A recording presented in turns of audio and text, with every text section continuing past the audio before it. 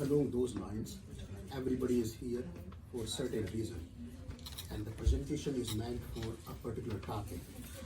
Today we'll be discussing planning, budgeting, and forecasting. So I may not be answering the question about the second location, about the second office. If I'm not answering your question, please ask me separately, come over, I'm always here, typically 7 days. So if I'm not answering your question, let me know. I'll be happy to set a separate meeting with you. So I'll start the presentation over here. You all know me, you are here because I invited you. So today's event is more about planning, budgeting, and forecasting. We serve 1,200 businesses right now. And number one challenge that we see, a lot of small businesses don't know throughout the year if they are making money or not. 1 month they feel they are the king of the world, they have a lot of money. Should I buy the moon? I'm thinking about buying an island. That's the question we have. Next month they don't have enough money to pay the salary. It's month over month, I'm not talking about year over year. So they have no idea, they have no plan, they have no budget, there is no forecasting. It's very, very common. Right from one-man army to 100 people employees. We have few hundred companies on the payroll. We do this, last year I did business taxes only for 1,200 some companies. And 90% of these people throughout the year had no idea if they are profitable or not. I have a sense of it. I'm not losing money, Ajay. Well, I know you're not losing money, but do you have enough money to buy another building? Do you have enough money to start another branch office? So the planning is not there. There is no budgeting. There is no forecasting. So there are several situations when these things comes handy. So today's presentation is meant for planning, budgeting, and forecasting. I'll tell you some tricks, some easy to remember tips and what you can do when it comes to planning, budgeting, and forecasting. And I'll tell you, when you hear planning, you hear goal. When you hear goal, you think about SMART goal. So planning needs to be smart. Similarly, budgeting and forecasting have their own tricks around it. Forecasting, we'll talk about everything over here, but just so you know, you have heard about the company.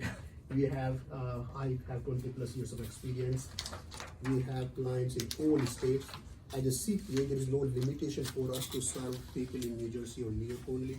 We can serve people in all the 50 states. We, being Indian, we have a lot of Indian clients. I have MBA in finance, CPA Series 7 and Series 66 wealth planning license, and I have a 4 years degree in computer from one of the IIT. IIT is more of a Harvard of India when it comes to the computer degree. So I did 4 years degree in computer, came here, did MBA in finance from NYU, did the CPA. What it does, it differentiates us. We are not you give me the number, I'll type in the number in the software and here is what you want. We know the full cycle. We know if you need to buy a home, if you need to buy the business, you need to show the profit. Otherwise tomorrow you will not qualify for the loan. So even if you're not making money, we'll insist, no, you have to show this much profit. Or the other way around, if you're making $1 million, do you really want to pay tax on $1 million?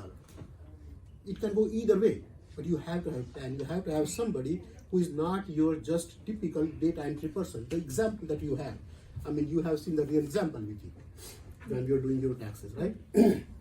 So we have the quality financial and tax services. We have clients in all sorts of industry. Just because I have the IT background, we attract a lot of IT companies. We probably have 60 plus IT companies, a lot of restaurants, Indian restaurants, Italian restaurants, distribution houses, A&P, Yes. SLT, Yes. IFS, and more. We have a lot of distribution houses, bigger distribution houses, trucking companies, wholesale, retail store, a lot of grocery stores, a lot of restaurants, a lot of pharmacies, a lot of dollar store, Dunkin' Donuts, Subways.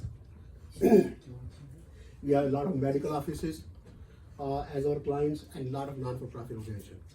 I'll be lying to you if I tell you I'm any better than another CPA. There are 12,000 CPAs in New Jersey only, just in New Jersey. Really? 12,000 CPAs. So as a CPA, how do you differentiate yourself? It all boils down to education. Do you have the right education? Are you just a CPA, or do you have the prior information and the later information? Do you have the wealth planning license? Can you attract the right client? Do you have the MBA in finance? Then it comes down to experience. Did you start it yesterday? Are you one-man army? or the resources. Number one complaints that people have from their CPA, my CPA does not pick up the phone. My CPA is overwhelmed. I sent an email 3 weeks ago.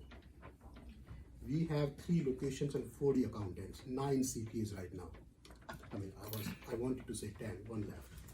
So 9 CPAs, 40 accountants.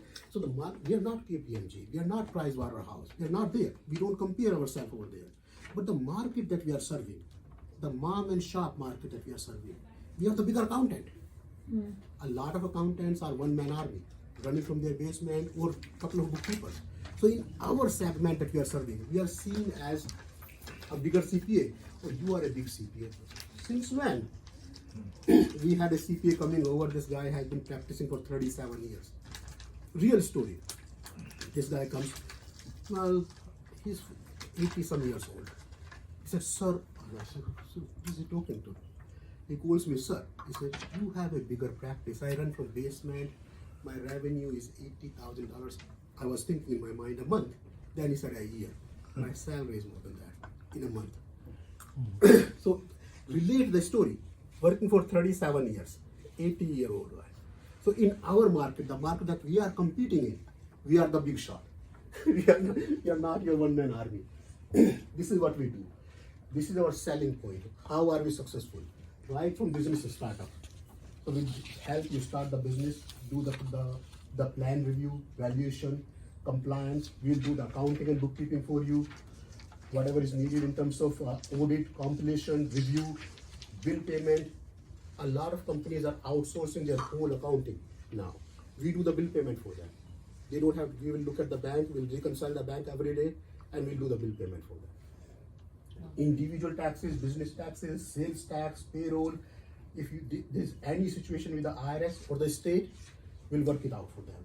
Business sustainability, if they want to buy another business, if they want to value the business, business acquisition, mergers, financial projections, forecasting, cash flow analysis. So when the client is getting everything under one roof, it becomes their one-stop shop. You have my cell number. Anything, call me, text me, WhatsApp it to me. It becomes a selling point when you have everything together. So today's topic is planning, budgeting, and forecasting. So planning essentially is a process of setting goals. When you're setting goals, you're planning for the business. Before you start a business, before you start a branch, before we start a new project, before we start an R&D, ask yourself the basic question: where the funding is going to come from? Can your business sustain it? Is this the right time? What type of business you want to start? There will be a lot of questions that you wouldn't know the answer to. You're doing it for the first time.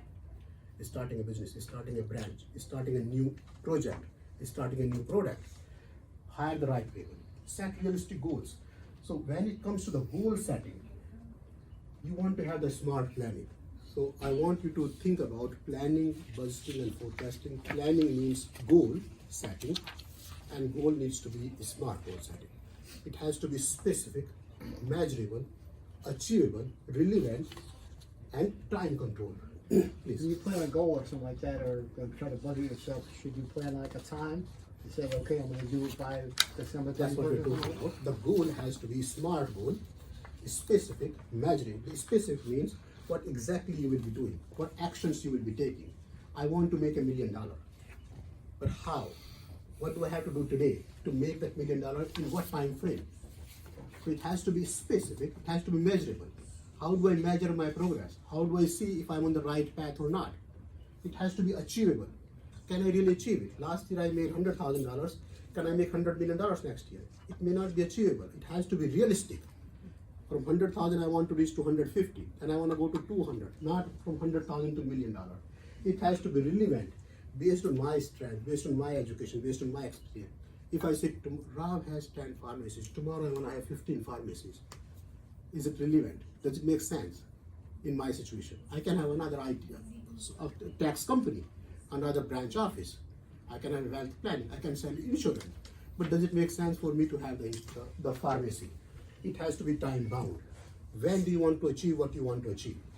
That's what we're talking about, the time bound. When can you achieve? Right. So when you think about planning, in the back of your mind, think about goal setting and think about smart goal setting. specific, measurable. But what do you do during the course of a session where the expiration of the time, the goal, something that happens or occurs It where you can Count on it.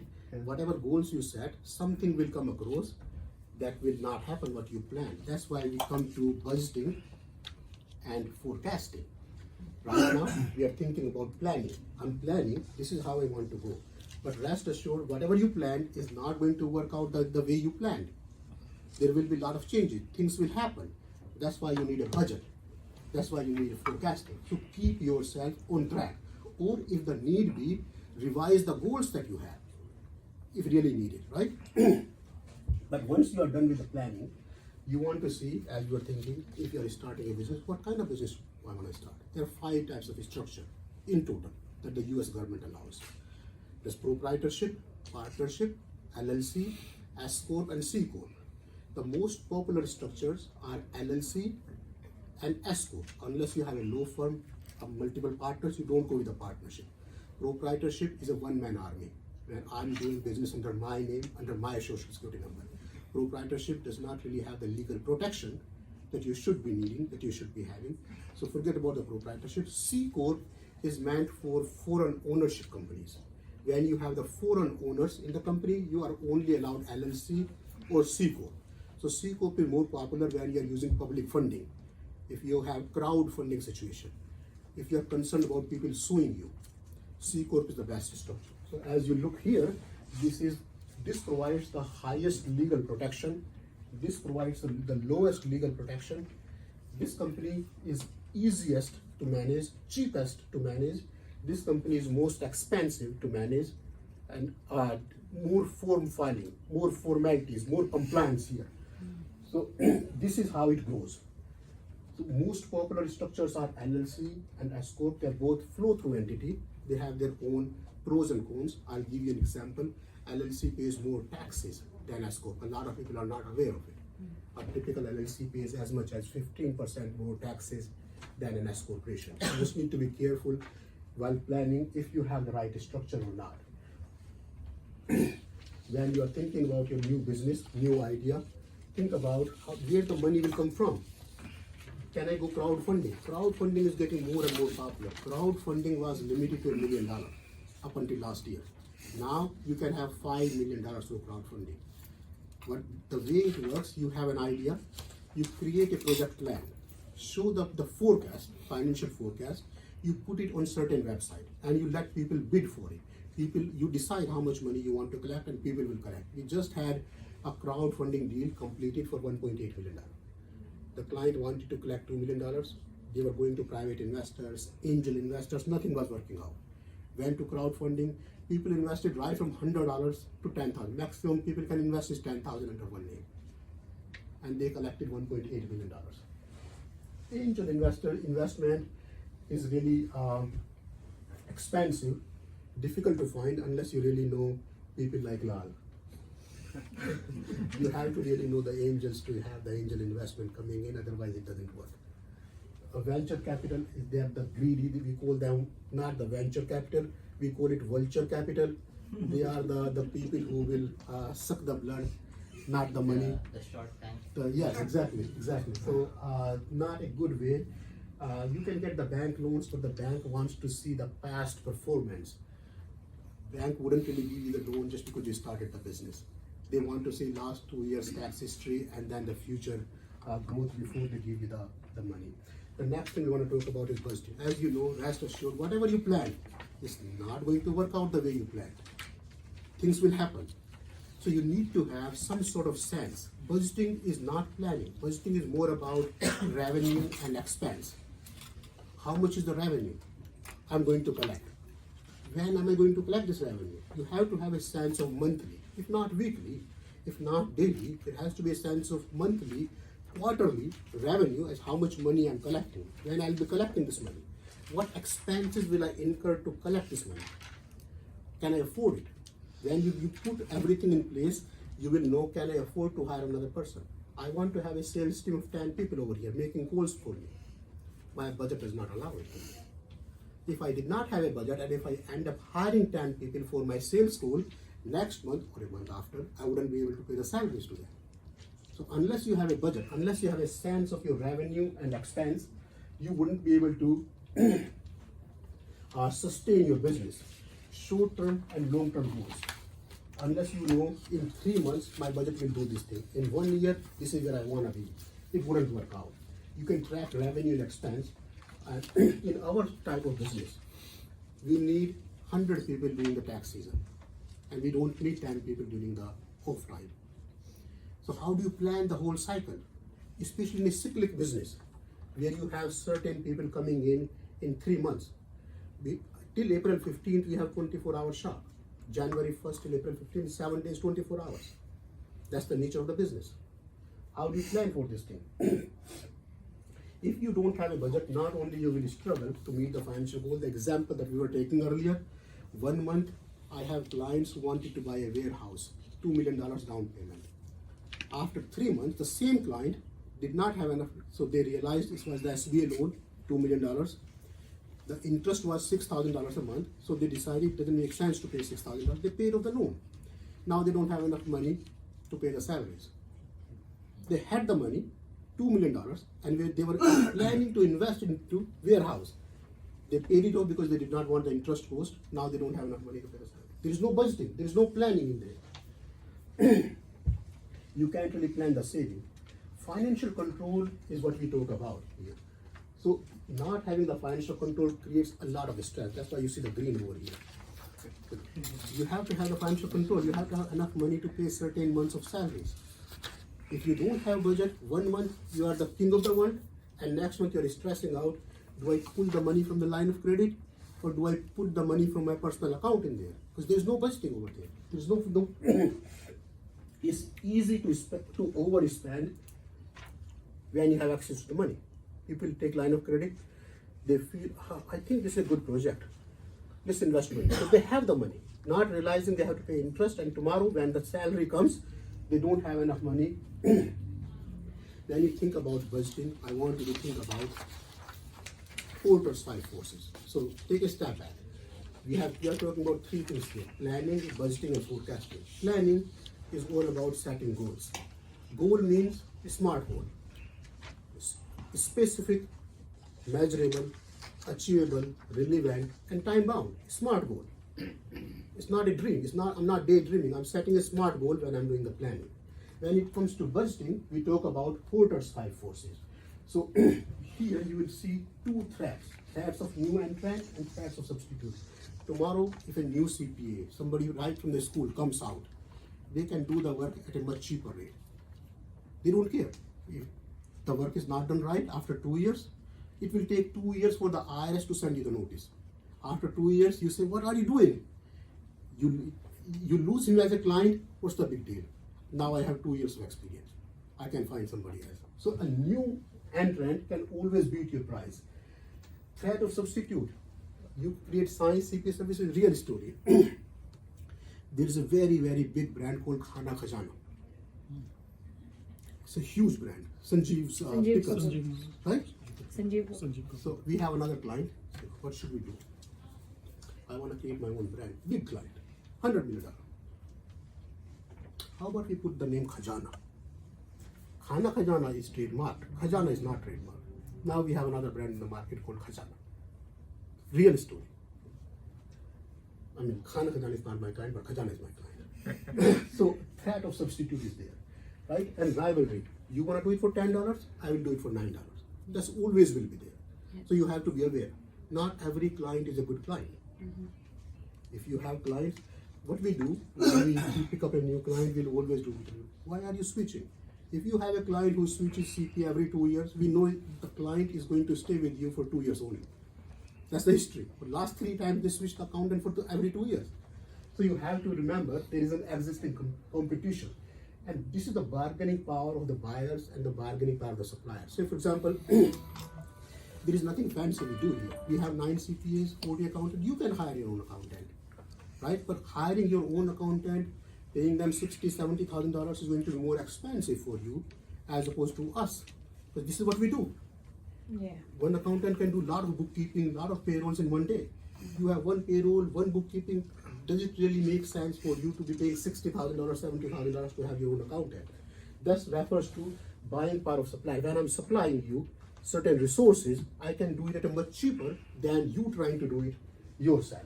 That's called Porter's five forces. You need to be careful when you are budgeting in terms of Porter's five forces. So when it comes to forecasting, the last section we talk about is the forecasting. So plan for the future. For budget and the forecast, the difference is budget is set in stone. You plan for the budget once, for the year, for the fiscal year, for the calendar year. Forecast is done either on a rolling basis. Rolling basis means every month I do the forecast for next 12 months. This is referred as rolling forecast. Or on a quarterly basis, where I do next 6 months, next 9 months, or calendar year forecast at certain intervals every so often. So not only it can save you some money, it can help you make informed decision. We have a lot of clients, especially in the IT industry, they have great ideas. They create software. I want to have this software, I want to have this software, I want to have this software. They're trying to invest into 3 softwares at the same time. And when we look at the actual number, they're losing money because the software that they're developing is an added expense. So we help them create the forecast and say, out of 3, you can only invest in 1. You decide which one is the best one.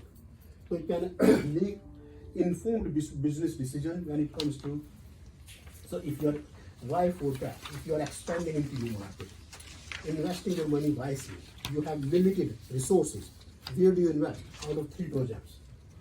Real-time data, because the forecast is based on the actuals that you have had. If your plan did not work out, you were saying that what if the plan does not work out? That's why you need forecasting every quarter, every so often. Create a situation when you are factoring in the real situation every 3 months, every 5 months, every 6 months. Now, forecast. So just take a step back. Planning, we were talking about goals. Planning means goals. Goals means smart goals. Specific, measurable, achievable, relevant, and time bound. Similarly, when we talked about budgeting, we talk about the Porter's 5 forces. When you talk about forecasting, you need to think about SWOT. What is my strength? What is my weakness? Based on these weaknesses that I have, what are the opportunities? For example, I have a tax advice group. This has a few thousand email addresses. I will send the email. People thought a general email. Half of them won't read it. More than half of them won't read it. Half of them will go into junk. I saw the situation. I said, I'm sending this information. It takes me 3 hours to write one email. I don't really copy paste. So what I did, I bought a software called Levitate recently. This software helps me find the relevant people based on the topic. So I don't have to send the email to 5,000 people. It will say, Lal, this is what you need to consider. As opposed to saying, dear all, it will put your name, put the specific, and it will decide based on which client.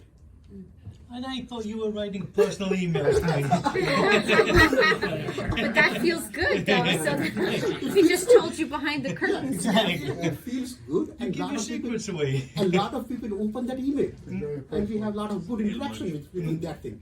So you have to realize what weaknesses we have in the system. What technology can I put in to have an opportunity? Consider this weakness as an opportunity. How do I improve upon it? And what are the threats in the market? Say, what our competitors are doing differently that we are not able to do, and how do we bring? So we were lacking in technology front. We did not have a timesheet system. We did not have the proper billing system. We probably have $500 million in the AR that we haven't collected. Nobody's keeping. Enough money comes in, enough money goes out. Nobody's looking.